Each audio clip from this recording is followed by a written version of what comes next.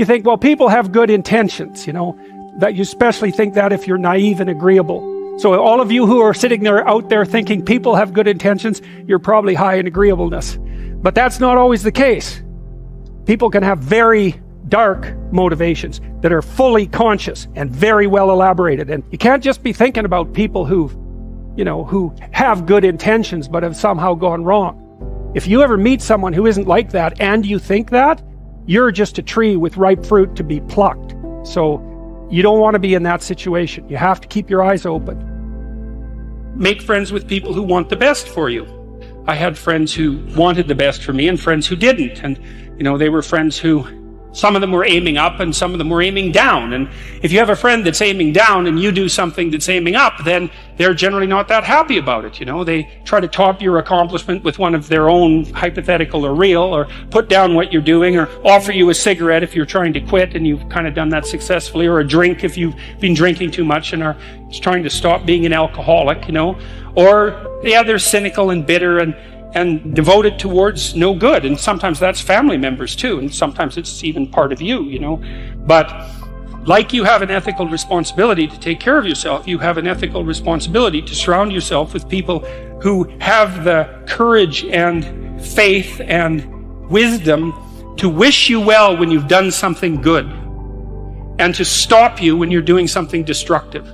And if your friends aren't like that, then they're not your friends. And maintaining your friendships with them might not even be in their interest. Be careful about whom you share good news with. And another was, be careful about whom you share bad news with. A friend is someone you can share good news with, You go to them and you say, hey, look, this good thing happened to me. And they say, look, I'm so happy that happened to you. Like, way to be. And they don't think, God damn it, why didn't that happen to me? And you didn't deserve it. Here's a bunch of reasons you're stupid and why it won't work. It's like, that's not helpful. I've seen people who are in families where probably nothing they were ever told was true. Like, it was never just true. It was always twisted and bent in some way by whoever was talking to them for the purposes of that person. Power or domination or positive illusion or delusion or something. Like, all the communication within the family was motivated. And so, it's so awful to grow up in an environment like that, because you can't get a grip on what's real. And then, it can get worse than that, in that the person will tell you that they love you and they'll act all sweet, but every time you do anything that's even vaguely productive and useful, they'll just criticize you to death. And all the while telling you that they love you. It's really horrible. And that's all tangled up with deception and lies. And it's a weird thing, because if you look at the Freudian hypotheses, you'll notice that Freud attributed an awful lot of psychopathology to repression, right? But I think the distinction between repression and self-deception or deceit is very permeable.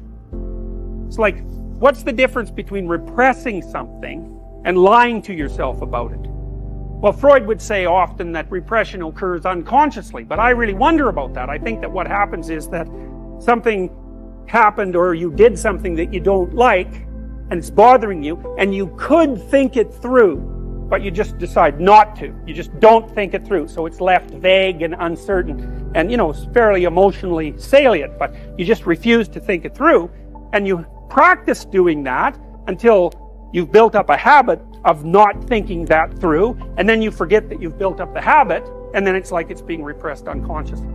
But I think that or at least you knew when you first did it.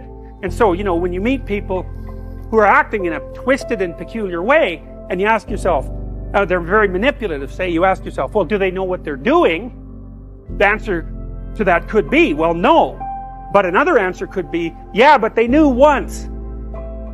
They knew when they made the decision to start acting like that, but after they did it 100 times or so, and made it into an automatic routine, well, then they forgot its origin, and now it runs autonomously. And so now they don't know, but they did know.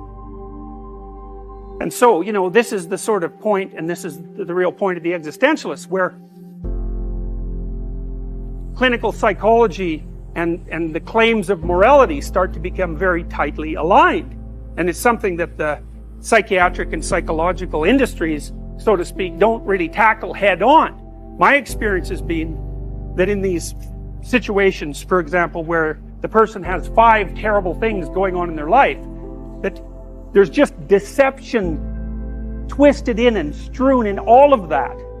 People are betraying each other, and there's no fidelity in the relationships, there's no clear and genuine communication, everything's manipulation, no one admits to what they're really up to. You know, there's a lot of false and saccharine love, which has absolutely nothing to do with love. It's all for appearance, you know, and you cannot be healthy in a situation like that. I don't think, in my experience, you know, apart from terrible luck, because, you know, you can get cancer, diabetes, or any number of awful things.